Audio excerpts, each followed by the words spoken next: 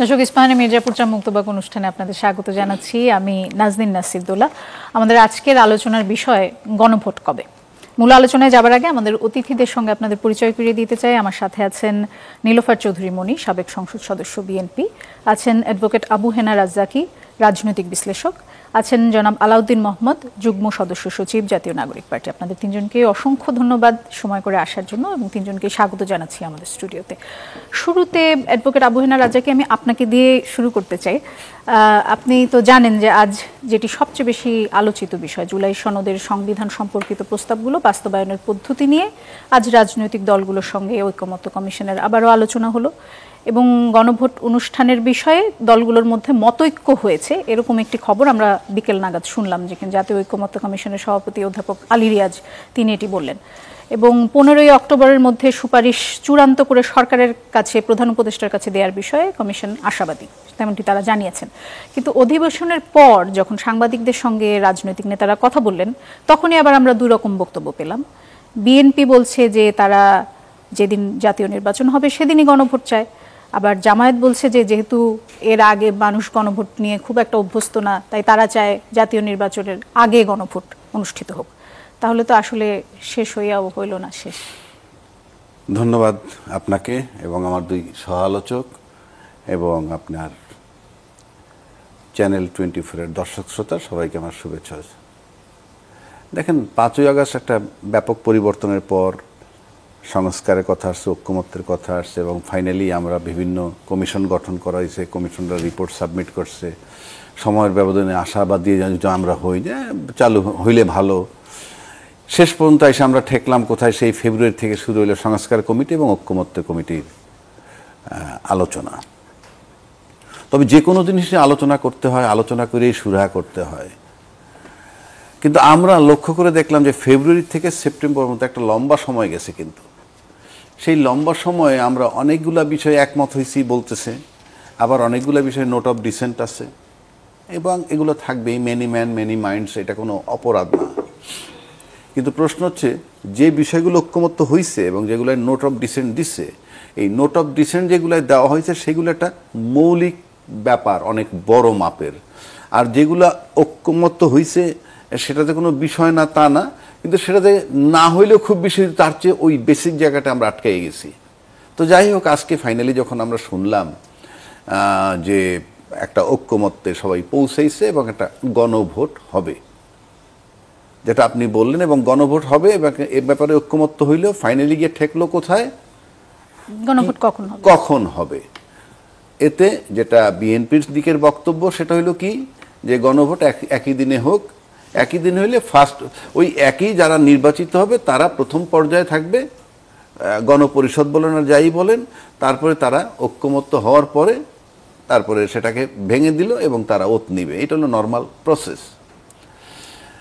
আর যদি আপনি গণভোট আগে করেন, সেটা কিন্তু একটা গণভোট করে কিন্তু বেশ এটা 2 মাসও টিকতে পারে, কারণ আপনি ঐক্যমত্য হয় নাই তো। সব বিষয়ে ঐক্যমত্য যদি হইতো একেবারে টু দি পয়েন্ট, যে আমাদের কোনো সমস্যা নাই, আমরা সব বিষয়ে একমত, তাহলে আপনি একই দিনে করতে পারতেন। এখন যদি সব বিষয়ে একমত না হন নাই, তখন নির্বাচন হয়ে গেলে কিন্তু ওইটা আলটিমেটলি কিন্তু সংসদ নির্বাচনও হয়ে যাচ্ছে। আমি জানি না ঠিক তখন কি হবে, হয়তো মানুষ আমাকে বলবে যে আমি পেঁচাচ্ছি, কিন্তু তখন যদি কোনো কারণে মানে বিরূপ কিছু দেখা দেয়, তাহলে আপনি গণপরিষদ হবে কি না হইলে কি হবে, তখন সংসদটার কি হবে? সংসদ নির্বাচন তো হয়েই গেল। আপনি বিষয়টা বোঝার চেষ্টা করেন খুব সূক্ষ্মভাবে। সংসদ নির্বাচনও কিন্তু হয়ে গেল, আর গণপরিষদ হবে ওই সদস্যরাই। একটা যুক্তি তারা দিতে পারে যে কি, অনেক খরচ একটা নির্বাচনে, যদি 2 ধাপে করে, গণভোট যদি আগে করলে, কারণ আমি যদি গণভোটটা আগে করে, তাহলে আমার কাছে মনে হয় সেটা 2, 3, 4 মাস 6 মাস স্থায়ী হতে পারে। আমরা খরচের আলোচনা একটু পরে আসি। অ্যাডভোকেট আবু হেনা রাজ্জাকি, যে বিষয়টি আপনি যে প্রশ্নটি তুলেছেন সেটি যদি আমি একটু বোঝার চেষ্টা করি, সেটি হচ্ছে যে যদি নির্বাচনের দিন হয়, সাধারণ যেদিন নির্বাচন হবে আমাদের জাতীয় নির্বাচন সেদিন হয়, তাহলে আপনি বলছেন যে গণভোটের পরেই যেহেতু নির্বাচন হয়ে যাবে, ধরে নিলেন, আমরা যদি ধরে নেই যে নির্বাচনে জুলাই সনদের যারা বিরোধী এমপিরা আছেন তারা সংখ্যাগরিষ্ঠ হন, তাহলে তারা এরপরে যেহেতু নির্বাচন হয়ে যাচ্ছে, গণভোটের রায় মানতে হয়তো তারা বাধ্য নাও থাকতে পারেন। কিন্তু যদি এরকম হয় যে নির্বাচনের 1 মাস আগে, জাতীয় নির্বাচনের 1 মাস আগে গণভোট হলো, তাহলে আসলে কি পার্থক্য হবে? আমি সেটাই বলছি, যদি আপনি আগে হয় তখন কিন্তু আপনার সংসদ সদস্য নির্বাচিতটা হলো না, একদম পিওর এটা গণপরিষদ হয়ে গেল, এটা সংসদ সদস্য নির্বাচন হয়ে গেল না। এটা আপনি যদি সিম্পল একটা জিনিস বুঝাই, আপনি জেলা ও দায়রা জজ বলতে একটা কথা আছে, অর্থাৎ একজন ডিস্ট্রিক্ট জাজ যখন ক্রিমিনাল বিচার করেন তখন তাকে বলে সেশন জাজ, আর যখন তিনি সিভিল কেস জমি জমা মামলা করেন তখন তাকে বলে জেলা জজ। ব্যক্তি কিন্তু একটাই। এখন প্রশ্ন হচ্ছে দুইটা স্ট্যাটাস যদি আপনি একসাথে নিয়ে আসেন, আমি কিন্তু গণপরিষদের member, at the same time আমি সাংসদ হয়ে গেছি, আমি নির্বাচিত হয়ে আসছি। যদি কোনো কারণে আমরা যে সিচুয়েশন দেখছি তার আলোকে, একটা কথা যে চুন খেয়ে মুখ পুড়লে দই দেখলে ভয় লাগে, আমরা কিন্তু সেই জায়গাটায়। আপনি ধরেন কল্পনা করেন একটা নির্বাচন হইল, 300 এমপি হইল, এই 300 কিন্তু আবার গণপরিষদের মেম্বার। এই 300 যখন গণপরিষদে বসলো, নোট অফ ডিসেন্ট অনেক নিয়ে কিন্তু গেছে। 1 নম্বর, তারা কি সেটি মানতে বাধ্য থাকবেন? যে আমি সেটাই বলছি, মানতে যদি বাধ্য না হয় তাহলে কি হবে? আমি তো নোট অফ ডিসেন্ট দিয়ে আসছি, মেজরিটি তো তারাই থাকবে যারা জিতলো ওখানে। সুতরাং নোট অফ ডিসেন্ট যদি তখন যারা দিয়ে গেল তারা যদি বলে যে নোট অফ ডিসেন্ট দিয়ে আসছি, আমি করব না, আপনি কি করবেন? 1 2 পাশাপাশি সেটা কি কিছু করার আছে আসলে? মানে নোট অফ ডিসেন্ট যদি দিয়ে থাকে একটা পার্টি, সেটা তারপরে যদি তারা সেটি না মানে, সেটি আটকানোর কি কোনো সাংবিধানিকভাবে আছে? আটকানোর কোনো পথ নাই।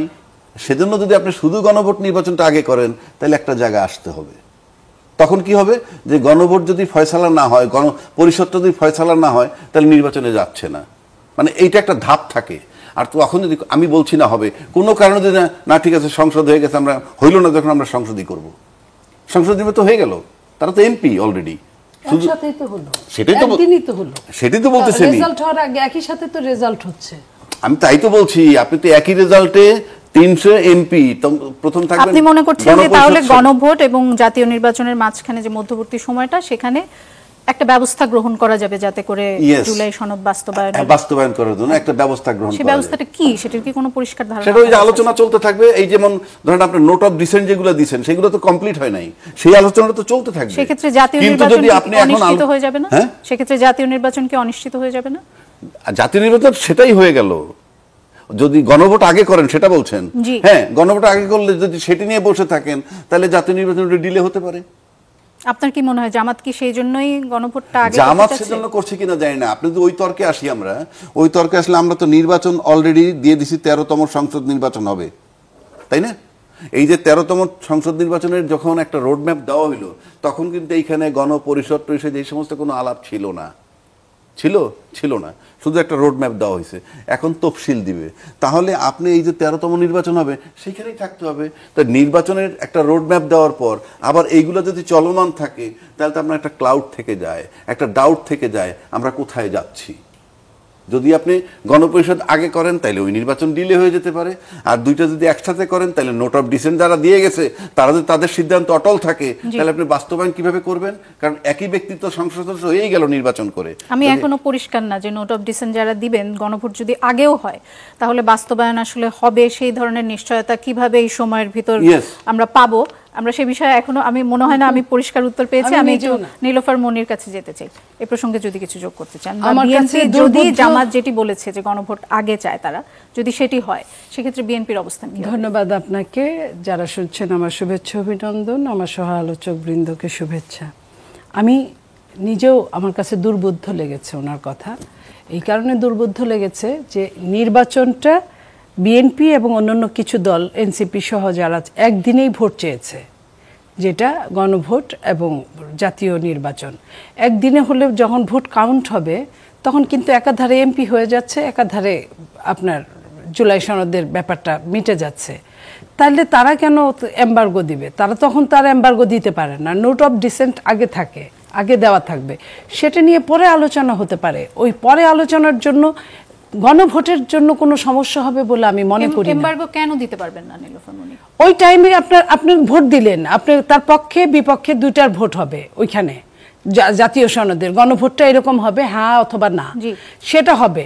সেটা যদি বেশি হলো তাহলে একটা জিনিস হয়ে গেল, পাশ হয়ে গেল। যে সেটা যদি কম হয় তাহলে পাশ হলো না, তখন আপনার কিন্তু যারা যেগুলোতে এমপি নোট অফ হবে ডিসেন্ট দিয়ে রেখেছে বিএনপি, হ্যাঁ, সেগুলোর কি হবে? সেগুলো আস্তে সেটা যে আস্তে আলোচনা বিএনপি হবে। গিয়ে তারা বাস্তবায়ন করবে সেটির তো কোনো নিশ্চয়তা নেই। বিএনপি যে যাবে সেটি- এমনও তো সেটি নিশ্চয়তা ব্যারিস্টার নাই। আবু হেনা রাজু এমনও তো বলছেন। আগেই তো নোট অফ ডিসেন্ট তো দেওয়া আছে, তো সেটা নিয়ে তো বিএনপি বলবেই যে আমি আগে দিয়ে রেখেছিলাম। সো আমি আমার জায়গায় যারা সংখ্যাগরিষ্ঠ হবে তারা তো ওটা নিয়ে আলোচনা করতেই অর্থাৎ পারবে। গণভোট আগে হোক সাধারণ নির্বাচনের বা পরে হোক, যে এটার সাথে অনিশ্চয়তার নোট অফ অনিশ্চয়তা ডিসেন্টের কিন্তু কোনো সম্পর্ক থাকছে না আমার কাছে যেটা মনে হচ্ছে, কারণ ওটা তো আগেই দেওয়া। প্রত্যেকটা কাজ করার সময় কিন্তু বিএনপি আসলে কেন চাচ্ছে যে সাধারণ নির্বাচনের দিন গণভোট হোক? বিএনপির এই কারণে সবকিছু মিলে শোনেন, বাংলাদেশের একটা বিএনপি অনেকদিন এই দেশে রাষ্ট্র পরিচালনার সাথে ছিল। বিএনপি একটা এই দেশের সব সময়ের জন্য মঙ্গল চাওয়া একটা দল। সেই দল চায় না যে একটা নির্বাচন কিছুদিন আগেই হয়েছে, 24-এ একটা নির্বাচন হয়ে গেছে, নির্বাচনে জনগণ যাক বা না যাক টাকা পয়সা কিন্তু সমান অর্থেই খরচ হয়েছে। বাংলাদেশের অবস্থা এমন ভালো না এই মুহূর্তে। তো তারপরে আপনার 1 মাস আগে একটা নির্বাচন হবে, হাতে আছে আমাদের 4 মাস 3.5 মাস। তো এই 4 মাসের মধ্যে একটা নির্বাচন আগে হবে, 1 মাস আগে আরেকটা নির্বাচন, একই নির্বাচন, কারণ জনগণ তো সবাই ভোট দিতে যাবে, সবারই একই সেন্টার থাকবে, একই বুথ থাকবে, ওরকম ভাবেই যাবে।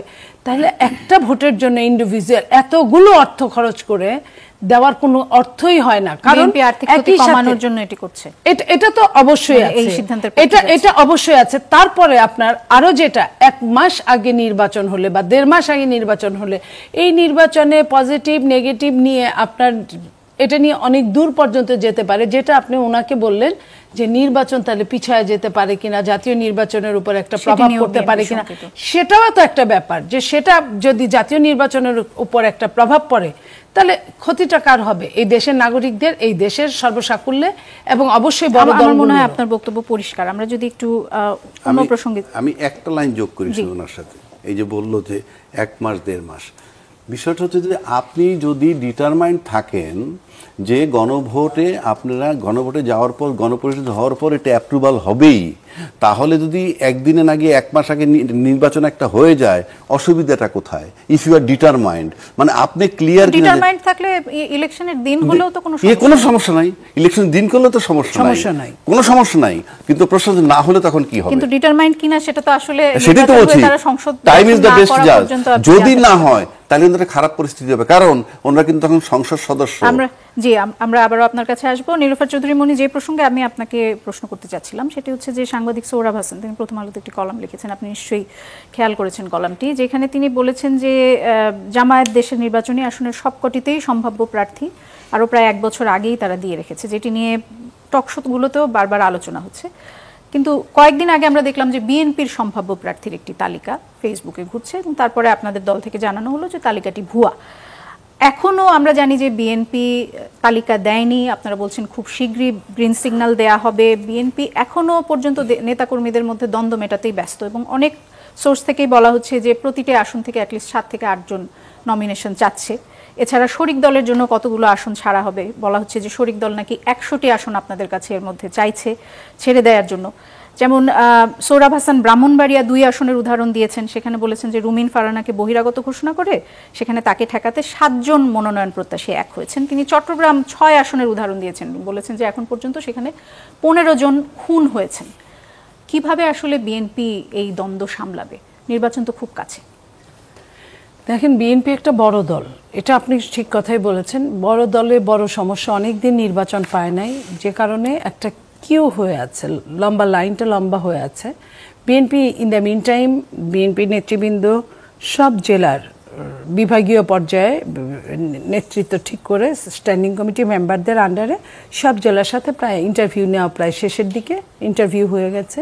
তাদেরকে বলা হয়েছে যে নমিনেশন যাকেই দেখ বাকি সবাই যেন তার সাথে কাজ করে, এবং বিএনপি যদি রাষ্ট্র পরিচালনায় আসে তাহলে তাদেরকে অন্যভাবে হয়তো দেখবে, বা আরো অনেক কিছু দেওয়ার আছে থাকে, তো সেই জায়গায় তাদের মূল্যায়ন করার চেষ্টা করবে। বিএনপি রাষ্ট্র ক্ষমতায় আসলে কিভাবে দেখবে? আপনার এখানে ধরেন আপনার জেলা পরিষদ চেয়ারম্যান আছে, পৌরসভা চেয়ারম্যান আছে, উপজেলা আছে, স্থানীয় সরকারের অনেক লম্বা একটা জিনিস থেকেই যায়। তারপরে আপনার সংরক্ষিত আছে, মহিলা এমপি। তো এই টাইপের অনেকগুলো কিছু আছে, অথবা ব্যাংক বিমা আছে, অথবা বিদেশে রাষ্ট্র যারা মনোনয়ন প্রত্যাশী আছেন তাদেরকে কোনো না কোনো জায়গায় তাদেরকে, তারাও তো কাজ করেছে। শুনুন, খুশি করার জন্য না, একটা রাষ্ট্রীয় ক্ষমতায় যারা আসে তারা তো অনেক দিন এলাকায় দেশে কাজ করে তো একটা দায়িত্ব পাওয়ার জন্যই। জনগণ কি করে? রাজনীতি করে তো মানুষের সেবা করার জন্য, সেবা করার মানসিকতাই করে। সেখানে সুযোগ বেশি পেলে হয়তো বা সে দুষ্ট হয়ে যায়, এই। কিন্তু আপনার সেবা করার প্রত্যাশা যাদের থাকে তারা কোনো না কোনো ভাবে তাদের সেবা করার সুযোগ দেওয়া যেতে পারে। সেটা ইউনিয়ন পরিষদের চেয়ারম্যান হোক, শোনেন, সেটা ইউনিয়ন পরিষদের চেয়ারম্যান হোক বা সংসদ সদস্য হোক, তো সবাইকে তো একটা জিনিস দেওয়া যাবে না। এই কথাটাই বিএনপি সুন্দর করে বোঝানোর চেষ্টা করছে এখন পর্যন্ত, এবং আমার ধারণা যে সবশেষে এটা মিট হয়ে যাবে খুব তাড়াতাড়ি, খুব সত্তর। যেটা যে তাড়াতাড়িটা কবে, মানে বোঝানো শেষ হলে তারপরে গ্রিন সিগন্যাল আপনি সবাই কিন্তু কাজ করছে, সবাই সবার মতো। ধরেন আমাদের মার্কার নাম ধানের শীষ, অমুক ভাইয়ের ছালাম নিন ধানের শীষে ভোট দিন, বা অমুক বোনের আপার ছালাম নিন ধানের শীষে ভোট দিন। এটা করার জন্য কোনো বাধা সৃষ্টি হয় নাই।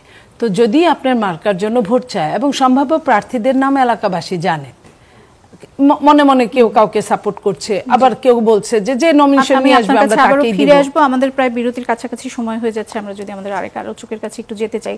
কিন্তু আবার ডাকসু নির্বাচনের মতো কোনো এক ধরনের অঘটন জাতীয় নির্বাচনেও ঘটে যাবে কিনা নীলোফার মনি, সেটি নিয়ে আপনার কাছে আবারও ফিরবো। আমি আলাউদ্দিন আপনার কাছে আসতে চাই। আপনি তো জানেন যে আপনাদের দল শাপলা না পেলে নিরপেক্ষ ইসির দাবিতে আপনারা আন্দোলন করবেন, আলাউদ্দিন, এটিই তো আপনাদের দলের বক্তব্য। এখন আমি কি এই তথ্যটি সঠিক জানি যে এনসিপি থেকে ইসিকে এ বিষয়ে 3টি চিঠি দেওয়া হয়েছে? এর মাঝে 22শে জুন আপনারা যে চিঠিটি দিয়েছিলেন প্রথম, সেখানে আপনাদের পছন্দের প্রতীকের ক্রম ছিল শাপলা, এরপরে কলম, তারপরে মোবাইল।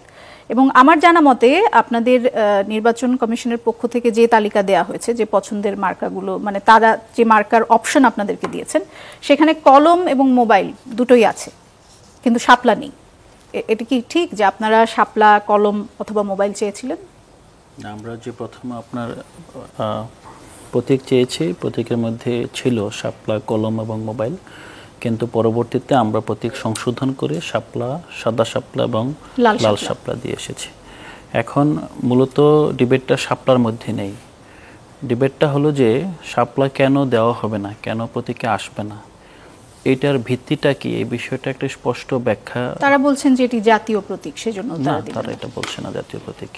তারা বলছে যে পক্ষ থেকে তো সেটাই বলা হয়েছে। সেটা বলা হয় নাই তো, ইসির পক্ষ থেকে বলা হচ্ছে কেন তারা দিবেন একটা ব্যাখ্যা, তিনি একা করতে পারবেন না। না, এটি তারা পরিষ্কার উত্তর দিয়েছেন। তারা বলেছেন যে নির্বাচন পরিচালনা বিধিমালা 2008-এর বিধির 9-1 অনুযায়ী শাপলা বর্তমানে বরাদ্দের জন্য নির্ধারিত প্রতীকের তালিকায় নেই, এবং যে কারণে শাপলা নির্ধারিত প্রতীকের তালিকায় নেই সেটি হচ্ছে শাপলা একটি জাতীয় প্রতীক হলো না। ব্যাপারটা এরকম না যে প্রথমত তালিকায় আনা হয়, তালিকা আনার পর এটা আইন মন্ত্রণালয়ে পাঠানো হয় এই তালিকাটা করার জন্য, গ্যাজেট করার জন্য। এখন ওনারা যখন আপনার তালিকায় আনা হয় তখন জানেন যে ওনারা শাপলা আনবেন কি আনবেন না। এখন শাপলা যদি আপনার জাতীয় প্রতীক হয় তাহলে এটা একটা আইনি ব্যাখ্যার দাবি রাখে। তো শাপলা কি আসলে জাতীয় প্রতীক? শাপলা তো জাতীয় প্রতীক না, এটা জাতীয় প্রতীকের অংশ মাত্র, যে অন্যান্য অংশগুলো অন্যান্য রাজনৈতিক দলকে বরাদ্দ দেওয়া হয়েছে। শাপলা একটি জাতীয় ফুল। এখন জাতীয় ফুলের ক্ষেত্রেও জাতীয় ফল এবং অন্যান্য অনেক জাতীয় জিনিস বরাদ্দ দেওয়া হয়েছে। কিন্তু মানে মুখ্যত যে বিষয়টি আমাদেরকে ভাবাচ্ছে সেটা হলো যে মানে নির্বাচন কমিশনের এই এখতিয়ার নেই যে তারা আসলে মানে কোনো কিছুর ব্যাখ্যা অথবা তারা আইনগত কোনো ভিত্তি ছাড়াই তারা একগুঁয়েমি করতে পারে।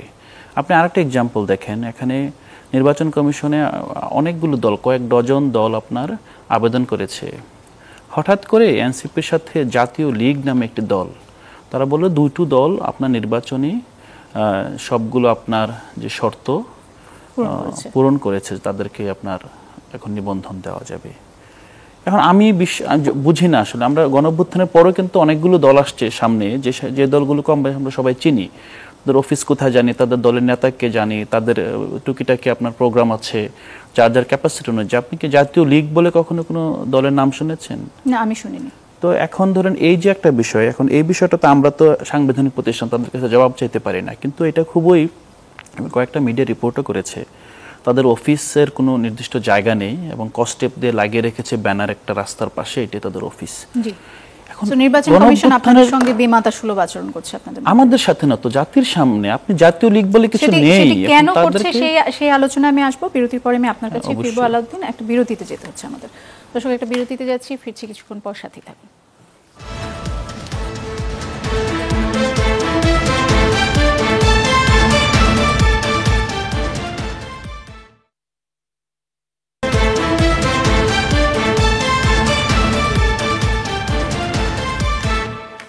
দর্শক, ইস্পাহানি মির্জাপুর চা মুক্তবাক অনুষ্ঠানে আবারও ফিরে এলাম। বিরতির আগে আলাউদ্দিন মোহাম্মদ আপনার সঙ্গে কথা হচ্ছিল এবং আপনি বলছিলেন যে নির্বাচন কমিশন শুধু শাপলার বিষয় না, বেশ কিছু বিষয় নিয়েই তারা আপনাদের সঙ্গে কিছুটা, আপনাদের যে প্রত্যাশা ছিল বা নিরপেক্ষ যে আচরণ নির্বাচন কমিশনের কাছ থেকে আপনারা আশা করেন সেরকম আচরণ তারা করছে না। এই প্রশ্নটার সাথে আমি যদি একটু আপনার সাথে যোগ করতে চাই, সেটি হচ্ছে যে গণ অধিকার পরিষদ এবং এনসিপি একীভূত হবে এরকম একটা কথা আমরা শুনছিলাম, এরপরে আমরা দেখলাম যে সেটি হচ্ছে না। জামায়াতের যুগপৎ আন্দোলনেও আমরা শুনছিলাম যে আপনারা এবং গণ অধিকার পরিষদ আপনারা থাকবেন, কিন্তু পরবর্তীতে দেখা গেল যে আপনারা জামাতের যুগপৎ আন্দোলনেও যাননি। বিএনপির সাথে তো আপনাদের সম্পর্ক খারাপই ছিল আগে থেকেই। সরকারের সাথেও এক ধরনের দূরত্ব তৈরি হচ্ছে। আজকে যেমন নির্বাচন কমিশনের কথাও আপনি বলছিলেন যে নির্বাচন কমিশনের সাথে আপনাদের এক ধরনের মনে হচ্ছে যে এক ধরনের টানাপোড়েন চলছে। এনসিপি কি কিছুটা বন্ধুহীন হয়ে পড়েছে?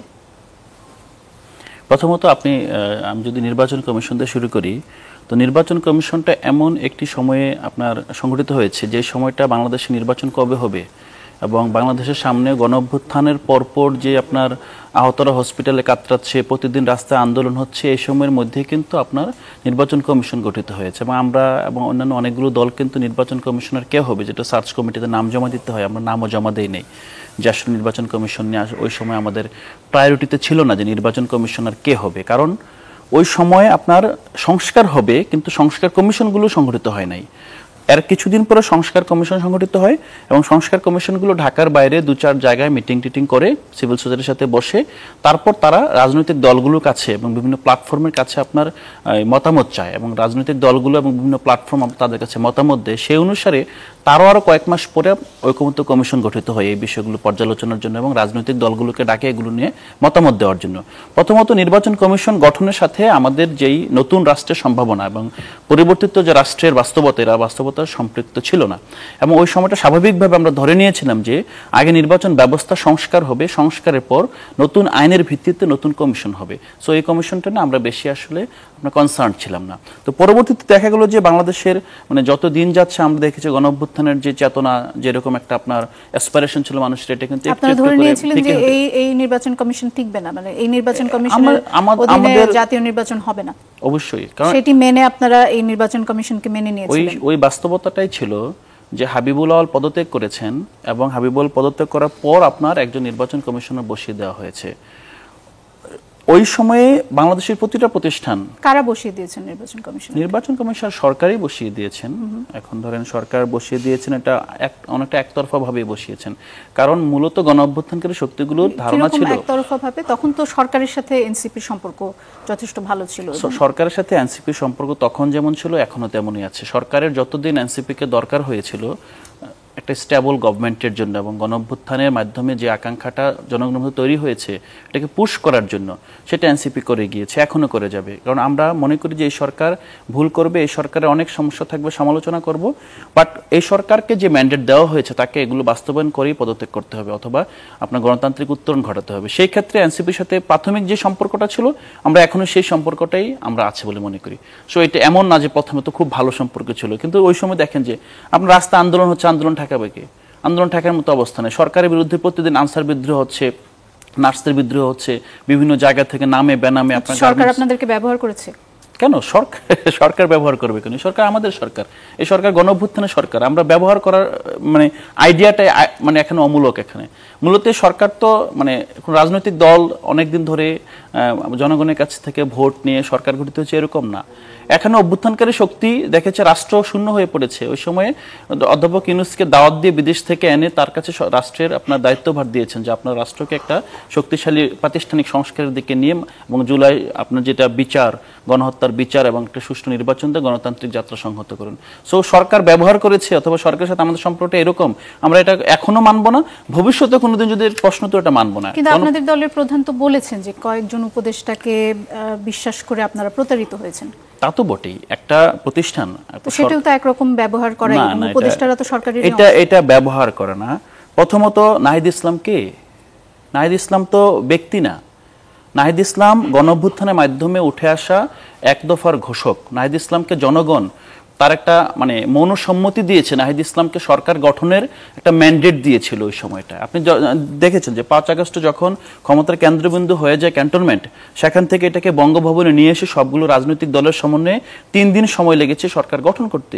এই পুরো সময়টা আপনার লিয়াজো কমিটির মাধ্যমে নাহিদ ইসলাম, মাহফুজ আলম, আসিফ মাহমুদরা নতুন সরকার গঠনের সবগুলো কার্যক্রম রাজনৈতিক দলের সাথে আলাপ আলোচনার মাধ্যমে করেছে। তো সেক্ষেত্রে নাহিদ ইসলাম যে কথাটা বলছে এটা ব্যক্তি নাহিদ বলছে না, এটা একজন অভ্যুত্থানকারী এক দফার ঘোষক নাহিদ হিসেবে কথাটা বলছে যে সে জনগণের যে অ্যাসপিরেশনটা দেখেছিল ওই সময়, এটা আপনার যে উপদেষ্টাদের মধ্যে এটা পাওয়ার কথা ছিল এটা সে পায় নাই। কিন্তু এটার সাথে এমন না ধরেন আপনার তারা বিট্রে করেছে, হ্যাঁ তারা বিট্রে করলে আমাদের সাথে বিট্রে করে, নাহিদ ইসলামের সাথে বিট্রে করে না, বিট্রে করে জনগণের সাথে বিট্রে করেছে, অভ্যুত্থানের সাথে বিট্রে করেছে, শহীদদের সাথে বিট্রে করেছে, আহতদের সাথে বিট্রে করেছে। নির্বাচন কমিশনের যে প্রশ্নটা আসলেন, আমি শুধু একটা মানে অ্যানালজি দেই এটা এখানে। আমরা জাতীয় নাগরিক পার্টি সবাই চিনেন, আপনারা সবাই জানেন, আপনার ঢাকায় অফিস আছে, আপনার ঢাকার বাইরে অফিসগুলো আছে। আমরা জুলাই পদযাত্রা করেছি, প্রতিটা জেলায় আমাদের অফিস আছে, সাংবাদিকরা গিয়েছে সেখানে। নির্বাচন কমিশনের আপনার লোকাল যে স্টাফ আছে তারা অফিস ভিজিট করেছেন। আমরা যে 200 ভোটারের তালিকা দিয়েছি, ভোটারদেরকে বাড়ি থেকে ধরে এনে আবার আপনার সিগনেচার করিয়েছে, সিগনেচার মিলে কিনা। এই সময়ে এইভাবে একটা দল উঠে আসলো, এই দলের সাথে আরো কয়েক ডজন দল আপনার অ্যাপ্লাই করলো। আমরা তো জাতীয় লীগ বলে কোনো দলের নাম শুনিনি, কিন্তু আমরা দেখলাম যে এনসিপি এবং জাতীয় লীগ নামে একটি দল নিবন্ধন পাচ্ছে, জাতীয় পত্রিকায় খবর হচ্ছে, মিডিয়াতে খবর হচ্ছে, কিন্তু কেউ এই প্রশ্নটা তুলছে না যে এনসিপিকে তো সবাই চিনি, জাতীয় লীগ কে, জাতীয় লীগের সভাপতি কে, আহ্বায়ক কে, জাতীয় লীগের অফিস কোথায়, তাদের রাজনৈতিক কর্মকাণ্ড কোথায়, তারা কোথায় কোথায় অফিস, যেটা আপনি জানেন যে 100টি উপজেলায় অফিস থাকতে হবে, ন্যূনতম 20টি জেলায় অফিস থাকতে হবে, তাদের অফিসগুলো কোথায়? এই প্রশ্নটা কিন্তু আমরা কেউ উঠাচ্ছি না। এই প্রশ্নটা আমাদের মানে সমন্বয়ক নাসিরউদ্দিন পাটোয়ারি উঠিয়েছেন। নাসিরউদ্দিন পাটোয়ারি অনেক কথা বলেন, অনেকে এই বিষয় নিয়ে জোকস মনে করেন, বিষয়গুলোকে হালকাভাবে উড়িয়ে দিচ্ছেন, কিন্তু বিষয়টি এই প্রশ্নটা আমাদের করতে হবে যে গণ অভ্যুত্থানের আগে আমরা দেখেছি যে ভুইফুট দল এক ব্যক্তি বিএনপি থেকে বের হয়ে গিয়েছে। আমি আপনাকে বিএনপি থেকে 3 জন নেতাকে বের হয়ে গেছে, তাকে 3টা দল উপহার দিয়েছে সরকার, বিএনপি ভাঙার এত চেষ্টা চলেছে। গণ অভ্যুত্থানের পর কাদের স্বার্থে আপনার কোন একটা ভুইফুট দলকে নিবন্ধন দেয় এই নির্বাচন কমিশন? নির্বাচন কমিশনতে জনগণের কাছে জবাবটা দিতে হবে। শুধুমাত্র শাপলা নিয়ে অথবা এনসিপি নিয়ে নির্বাচন কমিশন না, নির্বাচন কমিশন নতুন এই নির্বাচন কমিশনের অধীনে কি আপনারা নির্বাচনে যাবেন না? দেখেন, আমরা আজকে যে গণভোটের ব্যাপারে একটা সিদ্ধান্ত আসলো, আপনি দেখেছেন সবগুলো রাজনৈতিক দল মোটামুটি একটি পয়েন্টে একমত হয়েছে।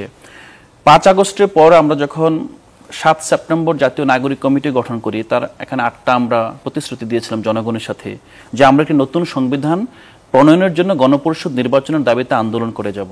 আমরা সেই 1 বছরের বেশি সময় ধরে যে আন্দোলন করে তৃণমূলে সাধারণ মানুষকে বোঝাতে পেরেছি বাংলাদেশের যে সংকট, শাসনতান্ত্রিক সংকটের মূল উৎস হলো এখানকার যে সংবিধান, যে সংবিধানকে ব্যবহার করে সাংবিধানিক ধারাবাহিকতার দোহাই দিয়ে শেখ হাসিনা 3টি নির্বাচন কুক্ষিগত করেছে। আপনি কিভাবে নিশ্চিত হলেন যে মানুষকে বোঝাতে পেরেছেন? কিভাবে আমরা বোঝাতে পেরেছি? হ্যাঁ, এটা আমরা এখন দেখেন যে আপনি এখন গণপরিষদ যে পরিমাণ মানুষ বুঝে, সংবিধান শব্দটা, সংবিধান আজকে আমি বাতিঘরে গিয়েছিলাম, এত বড় সংবিধান, কোরআন শরীফের মতো এইভাবে লেখা গণপ্রজাতন্ত্রী বাংলাদেশের সংবিধান, সেটা সেই সংবিধানের মধ্যে নাই। সংবিধানটা এখন জনগণ প্রশ্ন উঠাচ্ছে, জনগণ 72 সংবিধানকে প্রশ্ন করছে, জনগণ সাংবিধানিক যে স্বৈরতন্ত্র, এই স্বৈরতন্ত্রের প্রশ্ন করছে। আপনি যদি বলেন যে আমি কিভাবে বুঝেছি, আমরা মানুষের সাথে মিশেছি, আপনি যদি দেখেন বাংলাদেশে এই মুহূর্তে শুধু রাজনৈতিক দল নয়, জনগণের মধ্যে যে মূলত যে ডিসকোর্সটি, রাজনৈতিক ডিসকোর্স সবচেয়ে বেশি প্রচলিত, সেটা হলো আপনার গণপরিষদ, পিয়ার বুঝে না, এইটাও বলছে এটা তো বুঝি না, গণপরিষদ বুঝি না, কিন্তু গণপরিষদ শব্দটা সে আপনার তার মধ্যে তার ভোকাবুলারিতে নিয়ে নিয়েছে, সংবিধান শব্দটা নিয়ে নিয়েছে। সংবিধানের পক্ষে হোক বিপক্ষে হোক, সংবিধান যে একটা বড় ইস্যু, সংবিধান যে জনগণের সাথে রাষ্ট্রের চুক্তি, এই চুক্তির আলোকে দেশ চলতে হবে, সেটি আপনারা ধরে নিচ্ছেন যে তাহলে না গণভোট না তো, মানুষ যে গণপরিষদের কথা বলছেন, মানুষ গণপরিষদের কথা বলছি, একই সাথে সংবিধানের কথা বলছি। সংবিধান তর্কটাকে জাতির সামনে নিয়ে যেতে পারা এবং শেষ পর্যন্ত সংবিধানের সংশোধন নয়, সংস্কার, আমূল সংস্কারের প্রশ্নে গণভোটের সাথে সবগুলো দলগুলোকে একমত করায় আপনার যে ক্রেডিটটা আপনার ভালো না লাগলে এনসিপি কে দিতে হবে। এবং এটা আমাদের আমার ভালো লাগা না লাগার কোনো প্রশ্ন না, নেই। আপনার নাম যদি যে কারো মনে হয় যে আসলে আমি এনসিপি আপনার কি কাছে করছে, আবারও ফিরে আসবো। যখন ফিরে আসবো যে প্রশ্নের উত্তরটি আমি আপনার কাছে খুব স্পষ্ট করে চাই, সেটি হচ্ছে যে আপনাদের দলের প্রধান সম্প্রতি যে বক্তব্য দিয়েছেন যে উপদেষ্টাদের অনেকেই বিভিন্ন রাজনৈতিক দলের সাথে লিয়াজো করে ফেলেছেন, নিজেদের সেফ এক্সিটের কথা তারা ভাবছেন, তারা মনে করছেন যে রাজনৈতিক দলগুলোর সমর্থনই তাদের ক্ষমতায় টিকিয়ে রেখেছে। আপনি কি জানেন কিনা যে এই উপদেষ্টা কারা? যদি আপনারা নাম জানেন তাহলে এই যে আপনারা প্রকাশ করছেন না, এটি কি জনগণের সাথে আপনারা প্রতারণা করছেন কিনা? আপনার কাছে যখন ফিরে আসবো তখন এই বিষয় নিয়ে আমি আপনার বক্তব্য জানতে চাই। অ্যাডভোকেট আবু হেনা রাজাকে আপনার কাছে যেতে চাই।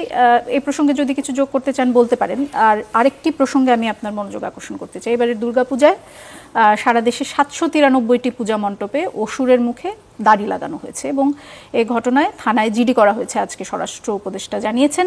এবং তিনি বলেছেন অনুসন্ধান চলছে, তবে এখনো পর্যন্ত কাউকে গ্রেফতার করা যায়নি। কিন্তু গ্রেফতার করা না গেলেও সরকার মানে স্বরাষ্ট্র উপদেষ্টা এরই মধ্যে বলেছেন যে দুর্গাপূজা এবং খাগড়াছড়ির ঘটনা ঘিরে ফ্যাসিস্ট শক্তি এবং প্রতিবেশী দেশ বাংলাদেশকে অস্থিতিশীল করতে চেয়েছিল। আপনার বক্তব্য জানতে চাই। ধন্যবাদ আপনাকে। এখন ধরেন স্বরাষ্ট্রমন্ত্রী যে কথাটা বলে থাকে যে ফ্যাসিস্ট শক্তি এবং ভারত, এই দুইটা নাম যদি উনি বলে থাকেন, ওনার কাছে যে ইনফরমেশন আছে, উনি একজন স্বরাষ্ট্র উপদেষ্টা, উনি একজন সামরিক বাহিনীর খুব বড় মাপের কর্মকর্তা এবং ওনার সাথে যে লিয়াজো বা যোগাযোগই আছে, এই কথাটাকে তো আমি এখানে বসে চ্যালেঞ্জ করতে পারবো না। আমার পক্ষে চ্যালেঞ্জ করা সম্ভব না, কারণ ওনার কাছে যে ইনফরমেশন আছে ফার্স্ট হ্যান্ড ইনফরমেশন। সে ডিজিএফআইয়ের কাছ থেকে ইনফরমেশন পায়, এনএসআই থেকে পায়, ডিবির থেকে পায়, নানান গোয়েন্দা থেকে পায়। ইনফরমেশন নিয়ে কাউকে গ্রেফতার কেন করা যাচ্ছে? আচ্ছা, সেটাই আমি বলছি। এখন গ্রেফতার কেন করছে না, উনি করছেন না বা এখন এইখানে একটা কথা আছে, যদি আপনি ওই প্রশ্নটা আপনি আনেন, আপনি যদি একটা জিনিস লক্ষ্য করে দেখেন, সিম্পল, গত 12-13 বছর কিন্তু বিএনপির মতো এত বড় একটা দল মাঠে কিন্তু দাঁড়াইতে পারে নাই। আমরা দেখছি মানে প্রশাসন যন্ত্রটা এমনভাবে তাদের উপরে নির্যাতন করছে। কেন কথাটা বলতেছে তাহলে বুঝবেন, এত নির্যাতন করছে তারা দাঁড়াইতে পারে নাই। এখন কেউকে আমরাও বলি যে অনেক কিছু পারে নাই, হয়তো গুলির সামনে যেতে পারে নাই, কিন্তু ফাইনালি ধরেন একটা টার্নিং পয়েন্ট যখন আসছে গুলির সামনে গেছে। কিন্তু আপনি একটা জিনিস লক্ষ্য করে দেখেন, 12-13 বছর দাঁড়াইতে পারলো না, আর এখন কিন্তু এই সম্প্রতি মাত্র 14 মাস হইল এই সরকার, এখন কিন্তু আমরা দেখতেছি আওয়ামী লীগের নানান জায়গায় ঝটিকা মিছিল হচ্ছে, বেশ ভালো ভালো মিছিল হচ্ছে। এবং এটা প্রতিহত কে করবে? তখন আমি কিন্তু রাজনৈতিক দল প্রতিহত করার পক্ষে বিপক্ষে না, আমি সিনারিওটা আপনাকে তুলে দিচ্ছি। যখন বিএনপি মাঠে নামতো সেই একই দিন দেখতাম আমরা আওয়ামী লীগেরও প্রোগ্রাম দেয়, একই জিনিস, এবং মুখোমুখি হয় তারা, তাতে কেউ বাতিলও করতে হয়েছে। আজকে যখন আওয়ামী লীগ নামতেছে মাঠে, তখন কিন্তু মুখোমুখি প্রশাসনও কিন্তু বিএনপিকে প্রতিরোধ করতো। কিন্তু আজকে যে মাঠে প্রশাসন নামতেছে, সেই প্রশাসনকে প্রতিরোধ কেউ তো করছে না, না করতেছে দল, না করতেছে প্রশাসন। এই যে করতেছে না, এটার পার্থক্যটা আমরা যদি বুঝে আসি শুরুর থেকে একটা জায়গা দিয়ে আপনি এই সরকারের যদি প্রতি যে কোঅপারেশন, যেমন ধরেন কথাটা আমি আরো বলছি, এখন আবার বলার প্রশ্ন আসছে, যেমন যে গত 15 বছর বা 12 বছর যাবৎ সমস্ত রাজনৈতিক দল কিন্তু ঐক্যমত্য হয়ে আওয়ামী লীগকে সরাইতে চাইছে ক্ষমতার থেকে, কিন্তু আওয়ামী লীগ 15 বছর ক্ষমতায় ছিল। আবার এই ইউনূস সরকারকে কিন্তু সমস্ত রাজনৈতিক দল ক্লেম করে যে তারা তাকে সমর্থন দিয়ে রাখছে, অথচ তিনি কিন্তু তালমাতাল হয়ে যাচ্ছেন। তার মানে সহযোগিতাটা কেমন একটু বোঝার চেষ্টা করবেন। 1 নম্বর, তিনি কি টালমাটাল তাহলে নিজের দোষে হচ্ছেন নাকি রাজনৈতিক দলগুলোর অসহযোগিতা? কোঅপারেশন তো দরকার। আমি বলছি যে এই রাজনৈতিক দল কোঅপারেট করতেছে তাতে তার অবস্থা এরকম, আর আওয়ামী লীগকে তারা বিতাড়িত করতে চাইছে, তাতে আওয়ামী লীগ 15 বছর ক্ষমতায় ছিল। তাহলে এটা দিয়ে আপনাকে বুঝতে হবে কোঅপারেশনের নমুনাটা, আমি সেটা বলছি। পাশাপাশি আরেকটা জায়গায় আসি, আপনি ফখরুদ্দিন সাহেব এবং ইউনূস সাহেব, যদি দুইজন ব্যক্তির আমি তুলনা করি, নিঃসন্দেহে সবাই বলবে দুজনই তো নন পলিটিক্যাল, কিন্তু সেক্ষেত্রে নিশ্চয়ই ইউনূস সাহেবকে বলতে হবে যে উনি বড় মাপের মানুষ। তো ফখরুদ্দিন সাহেবের পাশে একজন আর্মি চিফ ছিলেন, তখন কিন্তু প্রশাসন মারাত্মকভাবে কাজ করেছে। ইউনূস সাহেবের পাশেও কিন্তু একজন আর্মির সেনাপ্রধান আছেন, মাঠে ম্যাজিস্ট্রেসি পাওয়ার নিয়ে আছে, সেইভাবে কাজ হচ্ছে না। কাজটা তো ব্যক্তি করে না, একটা প্রতিষ্ঠান করে। তো এই সব কিছুতে আপনি মিলান, এবং আওয়ামী লীগ মাঠে নামতেছে, এই সব যদি মিলান, আবার যদি দেখেন যে আওয়ামী লীগের লোক এখন পর্যন্ত আছে, আমরা যে আওয়ামী লীগ কথা বলি, রাষ্ট্রপতি কিন্তু আওয়ামী লীগের, এবং তার নিয়োগ দেওয়ার লোকগুলো আছে, কর্মকর্তা আছে, কিছু জেলখানা আছে, কিছু বাইরে আছে কিন্তু বহাল তবিয়তে। আওয়ামী লীগের টাকা আছে, আওয়ামী লীগের প্রশাসনের লোক আছে, এবং আওয়ামী লীগের আন্তর্জাতিক সম্পর্কও ছিল টানা 15 বছর। এই সব কিছু দিয়ে আপনি মিলান, তাহলে তো আওয়ামী লীগের একটা অস্তিত্ব খুব ভালোভাবেই এখানে আছে। সুতরাং এই যদি এখন স্বরাষ্ট্রমন্ত্রী বইলা থাকে যে আওয়ামী লীগ কিন্তু আমরা দেখতেছি আনস্টেবল করতে যাচ্ছে, কিন্তু রাজনীতির থিওরি মোতাবেক কি তারা সাইলেন্ট থাকবে এবং তারা রাজনৈতিকভাবেই কর্মকাণ্ড করবে। কিন্তু তাদের যে সমস্ত আওয়ামী লীগ যদি বক্তব্য আনস্টেবল করতে চায়, সেটি মোকাবেলার দায়িত্ব কার? সরকারের। সেটাই আমি বলছি, তো সরকার তো আমরা ফাইনালি সরকার তো একটা ব্যক্তিতে চলে যাচ্ছি, কিন্তু তার যে আর যে অন্যান্য ইয়েগুলা প্রতিষ্ঠানগুলো আছে সরকারের সাথে কাজ করার জন্য, সেই প্রতিষ্ঠানগুলোর তো অ্যাকশন আমরা দেখছি না। সেই এক্সাম্পলই তো আপনাকে দিলাম যে ফখরুদ্দিন সাহেব যখন ছিলেন তখন কাজ হয়েছে, ইউনূস সাহেবের পাশে কাজ হচ্ছে না কেন? কাজটা তো ফখরুদ্দিন সাহেব হাতে করেন নাই, হাতে কলমে নিজে করেননি। ইউনূস সাহেব হাতে কলমে করতে পারবেন না, প্রশাসনের কাজ আছে এখানে, প্রশাসনের রুটিন কিছু কাজ আছে, সেই কাজগুলো দৃশ্যমান না আমাদের কাছে। কারণ এখন যদি নির্বাচিত সরকার আসলে কি এই পরিস্থিতি উন্নতি হবে বলে আপনি মনে করেন? সেই কথা আর একটা বিরাট প্রশ্ন। নির্বাচিত না ডেফিনেটলি গুরুত্বপূর্ণ প্রশ্ন আমি করি, কারণ নির্বাচিত সরকার বলতেছে যে তারা আসলেই ঠিক হয়ে যাবে। আমি বহুদিন আগেও বলছিলাম, আচ্ছা ভাই ঠিক হতে হবে, ভালো কথা, কিন্তু উনি যতক্ষণ দেশটা চালায় তাতে তো আমরা তাকে অ্যাডভাইস করতে পারি যে কি প্রক্রিয়ায় প্রশাসন কাজ করতে পারে। সেই অ্যাডভাইস আমি আজ পর্যন্ত আমি দেখি নাই যে ইউনূস সাহেব কেউ দিছে। এখন আপনি বলতেছেন নির্বাচিত সরকার আসলে, আমি গণতান্ত্রিক দেশ হিসেবে নির্বাচন চাই, নির্বাচন হওয়া উচিত, নির্বাচনী মানে দলের কাছেই ক্ষমতা যাওয়া উচিত, সব ঠিক আছে, কিন্তু নির্বাচিত দল আসলেই যে সব ঠিক হয়ে যাবে তার কি গ্যারান্টি আমরা পাই? আমরা যদি অতীত দেখি, আপনি কিন্তু নির্বাচিত সরকারকে সরাই 2টা সামরিক শাসন আসছে, 111 আসছে, ইউনূস সরকার আসছে। তো নির্বাচিত সরকার যদি এত পারেনি, ওরা আসেন কেমনে? এটা গেল একদিক। 2 নম্বর, আপনি অনির্বাচিত সরকার যদি সামরিক শাসনগুলোকে ধরেন, 2টা সামরিক শাসন, 111 এবং ইউনূস সরকার, আপনি কতগুলা মেগা ঘটনা আমাদের ঘটছে। যেমন ধরেন 21শে আগস্টের গ্রেনেড হামলা, আপনি সিরিজ বোমা হামলা, আপনি শাপলা চত্বরে হত্যা, 57 জন সেনা অফিসার হত্যা, তারপরে আপনি যদি ধরেন কাউন্সাটে বিদ্যুতের জন্য হত্যা, এগুলো কিন্তু সব নির্বাচিত সরকারের সময় হয়েছে, অনির্বাচিত সরকারের সময় হয় নাই। এর মানে এই না আমি অনির্বাচিত সরকারের সাপোর্ট করতেছি। এর মানে এই যে আপনি প্রশ্ন করলেন যে নির্বাচিত সরকার আসলেই যে সব ঠিক হয়ে যাবে, কারণ আজকে যে নির্বাচিত সরকারটা আসবে, যেমন এনসিপি বলতেছে, এনসিপি নাসিরউদ্দিন বলছে আমরা নির্বাচন করতে দিব না, আমি তর্কের খাতে ধরে নিলাম, ওইটা ধরলাম না। যদি সে নির্বাচনে না যায়, কথার কথা এই শাপলা টাপলা না পাইলে, আমি জানি না যাবে কি যাবে না। আবার জামাত যদি তার পিআর পদ্ধতির দাবিতে আছে, সংস্কার বিচারের দাবিতে আছে, বহু কিছু নিয়ে লেভেল প্লেইং ফিল্ড নিয়ে কল্পনা করি, যদি তারা কেউ নির্বাচনে না যায়, তাহলে বিএনপি কি করবে? একতরফা নির্বাচন করবে। আমি এটা বিএনপির দোষ না, কেউ যদি না যায়, কিন্তু সেই নির্বাচনটা যদি হয়, আর আওয়ামী লীগের যে বয়ান আমি দিলাম তাদের অবস্থা, বিএনপির যে নির্বাচনের প্রস্তুতিতে অনেক এগিয়ে আছে, জামাত নির্বাচনে কেন যাবে? আমি বলছি যদি না করেন, কারণ তার তো দাবি আছে কতগুলা, বিএনপির তো কোনো দাবি নাই, বিএনপি তো নির্বাচনের জন্য তৈরি হচ্ছে, আর তাদের তো দাবি আছে সংস্কার, বিচার, লেভেল প্লেইং ফিল্ড হচ্ছে, আর তারা তৈরি হয়ে তারপরে এসব আলাপ করছে। তৈরি না তো, প্যারালাল চালাচ্ছে তো, আমরা তো দেখতেছি, এত শুরুতেই বলতেছে তারা প্যারালাল, এই যে নির্বাচন এবং দাবি দেওয়া প্যারালাল চলতেছে, রেল লাইনের মতো চলতেছে। সেটা আমি বলতে, আমি তাদের কথাগুলো বলতেছি। তো এরকম একটা পরিস্থিতিতে যদি একটা নির্বাচন হয়ে যায়, আপনি মাঠে প্রশাসন বিবরণ দিলাম, টাকা পয়সা সবকিছু বললাম, আমার কাছে মনে হয় না টেকসই নির্বাচন হবে এরকম পরিস্থিতিতে। আর এই টেকসই নির্বাচন করতে হলে, টেকসই নির্বাচন হবে না বলতে আপনি কি এটা বোঝাতে চাচ্ছেন যে নির্বাচনের পরে যে সরকার আসবে তারা শর্ট লিভড হবে? হ্যাঁ, আমার কাছে মনে হয় তারা আনস্টেবল থাকবে, আনস্টেবল হবে, কোনো কায়দা নাই। কারণ আমি তো শুধুই বললাম, একটা দেশে আপনি কি পৃথিবীতে কোনো সরকার দেখছেন যে অভ্যুত্থানের পর একটা অংশ থেকে যায়? আমি রাষ্ট্রপতি বিরোধীও না, পক্ষেও না, আমি চিত্রটা দিচ্ছি। আওয়ামী লীগের রাষ্ট্রপতি তো আছে, রাষ্ট্রপতিকে সরিয়ে দিলে কি সরকার, রাষ্ট্রপতি আওয়ামী লীগের আছে, সরিয়ে দিলে হবে কি হবে সে আরেক প্রশ্ন। আপনি যদি ওইভাবে যান, তাহলে আপনি সেটির উত্তর না দিলে তো আপনি রাষ্ট্রপতি থাকলে, আপনি যেহেতু সেই প্রসঙ্গ এনেছেন সেজন্য আমি জিজ্ঞেস করছি। হ্যাঁ, রাষ্ট্রপতিকে রিমুভ করলে সাংবিধানিক সংকট হবে, এই প্রশ্ন যখন আনে তখনই তো বোঝা যায় যারা এই প্রশ্নটা করে তারা জুলাইয়ের পক্ষে কিনা। কেননা আপনি প্রধানমন্ত্রী যখন অপসারণ করলেন, সে সাংবিধানিক ছিল না, তাকে অপসারণ করে দিলাম, তারাই দিলাম, তাহলে সাংবিধানিক সংকট হয় নাই? তাহলে তো সেই সময় সংবিধানটা স্টপ হয়ে গেছে, উনি তো চলে গেছেন, উনি তো কাউকে কিছু দায়িত্ব দিয়ে যান নাই। ওই সংবিধানটার ভিতরে আছে শুধুমাত্র নির্বাচিত প্রধানমন্ত্রী, ওইটার ভিতরে তত্ত্বাবধায়ক সরকার নাই, অন্তর্বর্তীকালীন সরকার নাই। এই সবকিছু যদি মিলান, আপনাকে আসলে আমি যে জিনিসটি নিয়ে প্রশ্ন করেছিলাম সেটি হচ্ছে যে এবার দুর্গাপূজায় যে ঘটনাটি ঘটেছে সেটার উত্তর আসলে মানে দুর্গাপূজা আপনি বলছেন দুর্গাকে দাড়ি লাগাইছে, আপনি যদি কারা লাগিয়েছে, যদি সরকারের কাছে, আপনি বলেছেন স্বরাষ্ট্র উপদেষ্টার কাছে হয়তো ইনফরমেশন আছে, যদি অসুরের মুখে দাড়ি লাগানোর ইনফরমেশন ওনার কাছে থাকে তাহলে কেউ গ্রেফতার কেন হচ্ছে না সেটি ছিল না। না না না, এটা তো আমি বলছি আপনি ভারত আর ইয়ে বললেন, আর যেটা দাড়ি লাগাইছে আপনি বলতেছেন এটা ধর্মীয় অবমাননা অবশ্যই, এবং সেক্ষেত্রে অবশ্যই তো অ্যাকশন নেওয়া উচিত, এবং সেটা সরকারের নিতে হবে। আপনি তো ওইভাবে বলেন সরকারই নিতে হবে, কিন্তু এখন আসেন, আপনি যে অভিযোগটা উত্থাপন হয়ে গেছে, আপনি কল্পনা করেন আপনার নিয়ম কি? নিয়ম হলো ফার্স্ট স্বরাষ্ট্রমন্ত্রী যখন বলছে এইটা তদন্ত কইরা পুলিশ কর্মকর্তাকে বাধা দিচ্ছে কেউ, তারা ধরে বলে যে অমুকে করছে, বাধাটা কোথায়? বাধাটা কোথায়? আপনি একজন প্রশাসন একটা চোর ধরছে, একটা ছিনতাই করছে, একটা খুনি ধরছে, এটা বাধা কেউ কি বলবে তুমি ধরলা কেন?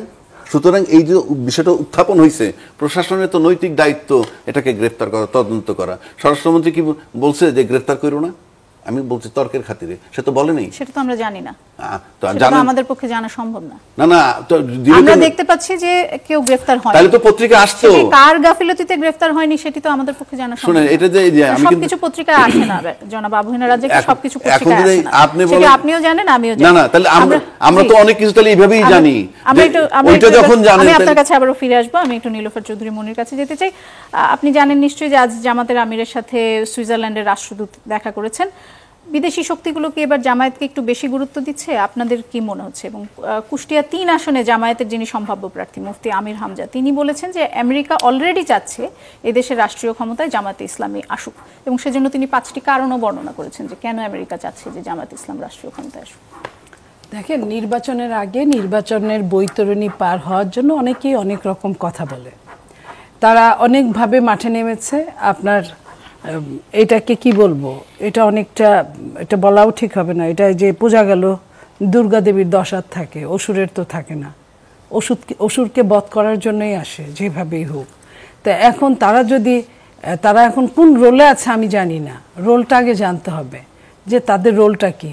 তারা যদি জনগণকে ওই যে 2টা নির্বাচনের মতো, 100 নির্বাচনের মতো প্লাব দিয়ে জনগণকে নির্বাচনের ব্যালট পেপার ছাপিয়ে, আপনার কি বলে নীলক্ষেতে তো ছাপিয়ে, যখন এই কাজটা যদি করে, বাংলাদেশকেও যদি মনে করে যে এইভাবে পাশ করানো যাবে। নির্বাচনে যে ফলাফল হয়েছে নীলোফার মনি, সেটি কি আপনার মনে হয় যে ইলেকশন ইঞ্জিনিয়ারিং বা নির্বাচনের কারচুপির মাধ্যমে হয়েছে? আপনি বলেন যে যতগুলো কজ ওখানে বের হয়েছে, যতগুলো কজ, সেই কজগুলো আপনি দেখলে আপনি কি বলতেন? আপনি বলতেন যে এটা একদম পিওর নির্বাচনটা হয়েছে। যতগুলো কেউ গিয়ে অভিযোগ ছিল না, অনেকগুলো গুরুতর। আপনি যদি একটা শুধু ব্যালট পেপার ছাপানোটাই বলেন, ব্যালট পেপার কিন্তু আমরা খালি দেখি নাই, আমরা খালি ছাপানো দেখিনি, আমরা শুনেছি কে কতগুলো ছাপিয়েছে, তাদের আমরা সাক্ষাৎকার দেখেছি একদম আপনাদেরই কোনো একটা টেলিভিশনের মাধ্যমে। তো আমরা ওইখান থেকে প্রমাণ পাই যে এই খালি ব্যালট পেপারগুলো যদি আমরা দেখতাম, একটা কথা ছিল, এই ব্যালট পেপারগুলো কোথায় গেল? যেখানে 40,000 ভোটার, তার 5 গুণ ব্যালট পেপার ছাপানো হয়। একটা হলে, মেয়েদের হলে যখন বলে যে একটা প্রার্থী যে একটা ভোটও পায় না, সে মেয়ে যখন বলে যে আমি তো আমার ভোটটা দিয়েছি, তাহলে আমার ভোটটা কোথায় গেল? তখন কি হয়েছে? তখন দেখা গেছে যে আবার রিকাউন্টিং এর সময় দেখা গেছে 142 কিংবা 146টা ভোট পাওয়া গেছে। এই যে এরকম, তারপরে আপনার মনে করেন যে লাইন দিয়ে ভোট দেওয়ার, মেয়েদের হলগুলায় অনেকক্ষণ ভোট বন্ধ করে দেওয়া, তারপরে আপনার যে টিচাররা যারা ওইখানে নির্বাচন কমিশনে ছিল, তাদের নিশ্চয়ই আপনি রেকর্ডগুলো আপনি যে শুনেছেন, তাদের কি কি অনিয়মগুলো হয়েছে। একটা ভোট দিতে গিয়ে দেখা গেছে যে তার ভোট দেওয়া হয়ে গেছে, তার ওইখানে ভোটের চিহ্ন দেওয়া আছে, আবার সে দৌড়ায় আসছে আপনার টিচারের কাছে যে এটা আপনি আমাকে কি শিট দিচ্ছেন, এখানে তো ব্যালট ভোট দেওয়া হয়ে গেছে। তারপরে তারা আবার তাকে তড়িঘড়ি করে চেঞ্জ করে দেওয়া, আবার একটা ভোট দিতে গিয়ে 2টা শিট চলে গেছে। এই জিনিসগুলো আপনি কি সব মনে করেন যে এগুলা কাকতালীয়? এবং একই জিনিস জাহাঙ্গীরনগর ইউনিভার্সিটিতে এক ছেলে যায় বলতেছে আমার ভোট দিতে গেছি বলে তোমার ভোট হয়ে গেছে, কিংবা মেয়েদের হলে যে বাদ্য বাজনা যে কেউ আসতে গেলে কোনো সাংবাদিক আসতে গেলে একটা পাগলা ঘন্টা বাজাবা তাহলে আমরা এখানে থেমে যাব, রুমের মধ্যে নিয়ে সিল মারছে। আমরা কিন্তু এই জিনিসগুলো দেখেছি। তো এরকম যদি জাতীয় নির্বাচন হয়, যারা অনেক প্ল্যান করে অনেক দিন থেকে মেটকুলাস পদ্ধতিতে মারামারি হয় শুনলাম, এটা আগে জানতাম না, বহুদিন রাজনীতি করি, এখন যদি ভোটটাও যদি এরকম পদ্ধতি বার্তা হয়ে যায় তাহলে তো আর আমাদের বলার কিছু থাকে না। তো এখন ওনারা নইলে আগেই কিভাবে জানলো যে তাদেরকে তারা পাশ করে যাচ্ছে, তাদেরকে বিদেশিরা তো প্রতিদিন আমাদের সঙ্গেও মিটিং করে, আমাদের সাথেও। এখন আওয়ামী লীগ নাই, যে কোনো বিরোধী দল যারা হবে তাদেরকেও গুরুত্ব দেয় ওইভাবেই। তো আওয়ামী লীগ না থাকলে যারা আছে জামাতের তো 6-7-8% ভোট এর আগের নির্বাচনে ছিল, বহুদিন ভোট হয় নাই, ভোটের কাউন্ট ওইভাবে বোঝা যায় নাই। এখন তাদের ওইখানে যেতেই পারে, কেউ বেশি গুরুত্ব দেয়, কেউ নর্মাল গুরুত্ব দেয়। যারা সবসময় অভ্যস্ত বিদেশিদের সঙ্গে মিটিং করে তারা হয়তো অত গুরুত্ব দেয় না। যারা হঠাৎ আপনার মনে হচ্ছে যে জামাত এই খবরগুলো মিডিয়াতে বেশি আনছে, কারণ অবশ্যই তারা যেটা আনলে জামাত কেন গুরুত্ব পাচ্ছে এটি যদি আমি এটাই বলছি যে আওয়ামী লীগ তো মাঠে নাই, তো সবসময় আপনার ফ্যাসিস্ট চলে আছে যাদের কাছে, তারা হয় একটা সময় আপনি খেয়াল করেন, একটা সময় বিএনপি সরকারে থাকতো তো আওয়ামী লীগ বিরোধী দলে থাকতো, আওয়ামী লীগ সরকারে থাকতো তো বিএনপি বিরোধী দলে থাকতো। তো এই দুইটা দলের মধ্যে মেন আপনার প্রতিযোগিতাটা হতো। তা এখন যখন ভোটটা ছিল, তারপরে 3-4বার ভোটই ছিল না, ভোট তারা একাই কাউন্ট করে নিয়ে যেত। সেই জন্য বলছি অনেক দিনের গ্যাপে অনেকেই অনেক কিছু থেকে ওয়াকাবহাল না, সেইখানে তারা কিছু বেশি আশা করতে পারে। কিন্তু তারাই যদি মনে করে যে তারা একদম সংখ্যাগরিষ্ঠতা নিয়ে ইলেকশনে তারা জয়ী হবে এবং আসবে, সেখানে যে কেউ প্রতিযোগিতায় যে কেউ আসতে পারে, মনে করতে পারে। এবং প্রতিযোগিতার যদি একদম সবচেয়ে দুর্বল লোককেও আমি প্রতিযোগী মনে করতে যদি জানতে চাই, সেটি হচ্ছে যে আপনারা যে নির্বাচনের প্রস্তুতি এত ঢিলে ঢালা ভাবে নিচ্ছেন, এটির আসলে কারণটা কি আপনারা কি ধরেই নিয়েছেন যে আপনারা জিতেছেন, নাকি বিএনপির নেতাকর্মীরা নির্বাচনের প্রস্তুতির চেয়ে অন্যান্য যেসব তারা বিভিন্ন দখলবাজি বা অন্যান্য কাজে যুক্ত হয়ে গেছেন সেগুলো নিয়ে বেশি ব্যস্ত আছে? দেখেন, আমরা ঢিলে ঢালা ভাবে নিচ্ছি এটা কে বললো? আমরা প্রতিদিনই আমাদের মতো করে ভোটের জায়গায় আমাদের একটা আলোচনা থাকে সবকিছুতেই। সব আপনার ভোটের নিয়ম কি, আপনার 20 দিনের টাইম দিবেন, 14 অক্টোবর থেকে নারীদের সম্পৃক্ত করে কর্মসূচি শুরু করবেন, যেটি জামায়াত কয়েক মাস আগে থেকে শুরু করে দিয়েছে। সেটা করেছে। অনেক সময় আপনার আছে তো যে তারা তাদের লোকজন কম হতে পারে, তারা শুরু করে দিয়েছে। এটাই যে একমাত্র পন্থা যে জিতে যাওয়ার, এমন তো কোনো কথা না। আপনার বিএনপি যখন শুরু করবে, বিএনপির একটা অঙ্গ সংগঠনেই একটা ইউনিটেই আপনার 2-4-500-1000 লোক হয়। 1000 লোক যদি আপনার 20টা গ্রুপে ভাগ হয়ে যায় বা 50টা 100টা গ্রুপে ভাগ হয়ে যায়, তাহলে আপনার 1000 লোক 100টা গ্রুপে ভাগ হলে আপনার প্রায় 10টা করে পড়ে। তো 10 জন লোক করে ভোট চাইতে গেলে ভোট তো পাওয়ার কোনো ব্যাপার না। আলাউদ্দিন, একেবারে যদি আমাকে 10 সেকেন্ডে বলেন যে উপদেষ্টাদের নাম যদি জানেন তাহলে কেন বলছেন না আমাদেরকে? প্রথমত আপনি যেটা বলছেন যে প্রতারণা কিনা, 10 সেকেন্ড।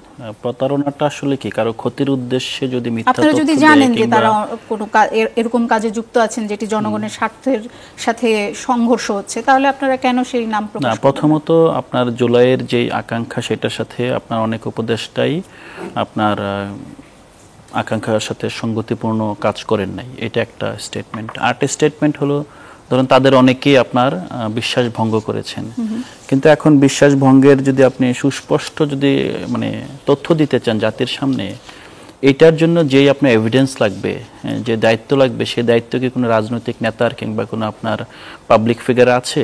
আমি কি বলে দিতে পারি? এভিডেন্স না থাকার কারণে আপনারা, আমার কাছে একটা এভিডেন্স আছে, আমি বলতে পারি যে আপনার নসরুল হামিদ বিপুর প্রতিষ্ঠানের মালিক হয়েছেন এক উপদেষ্টার স্বামী এবং তার সন্তান। আইনিভাবে তার কাছে প্রতিষ্ঠানটার মালিকানা পরিবর্তন হয়েছে।